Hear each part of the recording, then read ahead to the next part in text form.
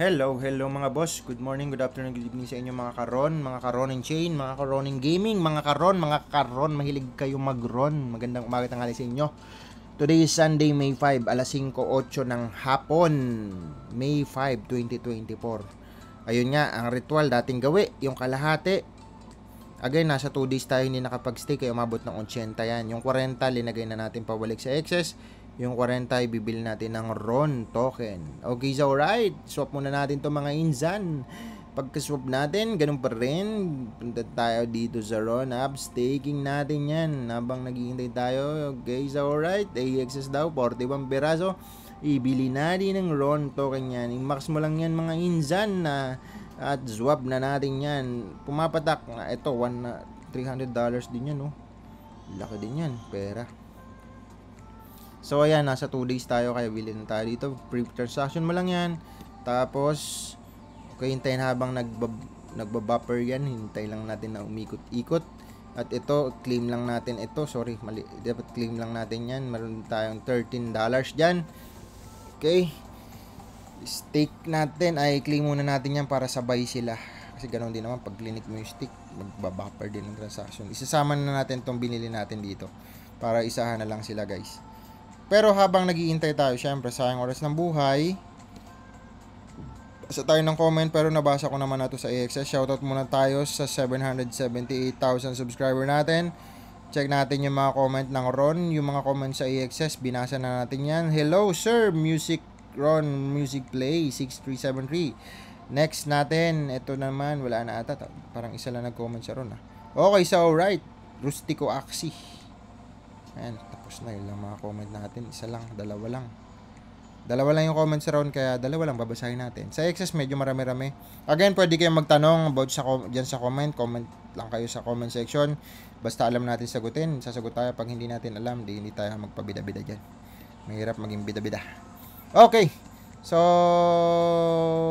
check na natin. Nagbabuffer pa rin siya, no? Check natin yung RON kung magkano ngayon yung RON. Ayan siya. Makikita natin dito yung RON, token RON. Check natin dyan kung magkano. Ayun, nasa 156 siya, no? Medyo bumagsak siya kumpara dati. So yung presyo niya ng mga nakaraan nung March 19 nasa ano siya, no? Nasa 230. Pero yun nga, marami nung gumagamit sa kanya. Swerte kung mga nandito ang nakabili, no? Nag 11 pesos pa nga yan, eh. Dito 11, 10 piso ata yun. And basta dito sa presyo na to. Okay, so alright. Nasa na yung mga comment nyo? Check natin. Ay, wala na pala. Ayan. Hintayin lang natin matapos yung buffer nito. Para ma-check natin siya, mga guys, mga insan. Wait lang. Okay. Okay, so makikita natin. Yan. Habang nagbabuffer, check natin. Ginawa lang tayo, guys. Init ng laptop ko na naman. Minsan, no, medyo matagal talaga yung swapping. Sayang oras dito. Hinahang pag mga ganito, no. Check natin dito nga sa mga ICO, funding, trending. Ano ba yung mga recent? Ayan. Ito yung mga active, guys. Check naman natin yung active. Kanina yung mga upcoming. So dito sa mga active naman, May 5, May 8, May 9, 31. So ito yung mga active na mga ICO, no. Ayan, makikita mo dyan nakaano siya until, so pwede mo siyang mabili hanggang ganung petsa. Okay, eto may nakalagay kay si Polygon Venture na ganda sa kanya. Dito mo siya mabibili sa launchpad na yan. Eto medyo marami sa nuling, no? Nakamonitor din ako dito, eh. Kailan kaya magiging available to dito sa F Jord Fundray. Diyan mo siya mabibili. Tagal niya, men. Pag ganito, sayang oras ng buhay dito. Refresh ko nga.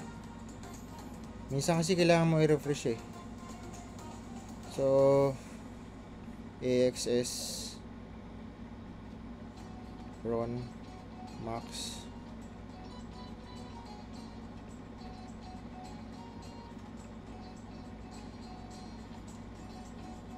lipat mo lang dyan.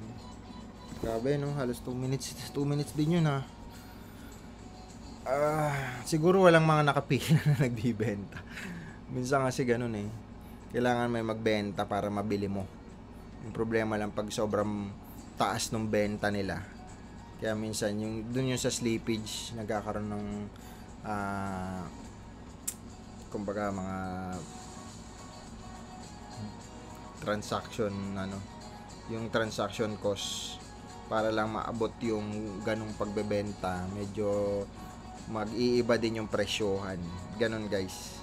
Kunyari ako, nagbebenta ako ng instead na 100 lang yung pinakamababa, next benta ko yung next naka-list doon sa pagbebenta 150. So dapat 'di ba 100, 102. Medyo malayo yung isa. Kaya doon nagkakatalo yun eh. Dito pakita ko sa inyo no. Ayan, kunyari mamax ko yan. Ito yun no, yung percentage na to. Minsan kasi mataas yan eh. Kaya minsan mas maganda pa mamili sa exchanger kumpara dito sa auto swap lang. Okay. So at least nakapagbigay tayo ng idea. Refresh lang natin men. Ayan, connected na tayo. At bibili tayo sa mataas magbigay. Ayan, na verify. 13 kasi hindi ko alam kung ilang percentage. Tinanggal na nila dati meron yan eh. Siguro nga naman kasi kung may mga percentage hindi na nabibilihan yung iba. Na mga So ito si Google. Ang dami kay Google no. Kasi 11% lang siya. Dito, sige, check natin dito sa community gaming. Kaso liit no. Matataas siguro yan. Sa Nansen nga tayo. Nawala na si Nansen Dito tayo. Level lang kasi siya ngayon no. Sige na nga. Doon na nga tayo. Stake natin yan. Max natin men. So magtira lang tayo. 118. Kailangan kasi may gas fee. Magtira ka para sa gas fee. Yung kada kembot. Kada labas nitong extension na yan. Talagang may bayad yan guys. Doon kumikita yung RON. Yung Sky Mabis. Sa kada gamit ng transaction. Kaya parang BNB 'di ba? Ethereum. Si Ethereum naman napakataas ng gas fee. So yun yung problema. Ayun yung fee ayun yung fee niya. Imagine mo kada kembot mo nagbabayad ka niyan. So lalo na kung maraming gumagamit ng RON token, RON gaming, RON NFT na RON. Ay sorry, nawawala ako guys. Yung gumagamit ng RON blockchain, 'di ba? Ang daming gaming na nakaano sa kanya ngayon. So possible dahil marami, ang dami bumabalik sa kanila. Kaya yun naman ang pinambabayad nila doon sa mga nag-i-stake.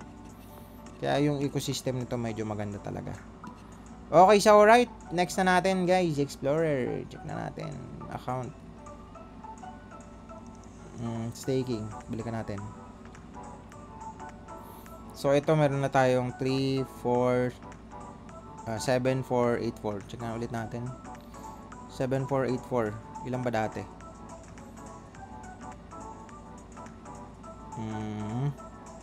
7 ano lang dati, 73. So tama na 'yon. Ito na yung pinaka natin. So 7484, pinaka total na staking natin sa RON. Kung check natin yan, 7484, how much is siya ngayon? 7484, ayun, 17 point, hindi, 1.1, di ba nag 1.3 na yan mahigit. Bumaba kasi yung value niya guys eh. Kaya pag mga ganito, time to buy pag bumaba yung value. Okay, yun lang ang ating stake for today sa RON. Thank you so much. Shout out po sa 778 subscriber. At i-follow nyo na si Mr. KGB Crypto. Hit nyo na yung notification bell para lagi kayo updated sa channel natin. Maraming salamat. See you tomorrow. Bye-bye.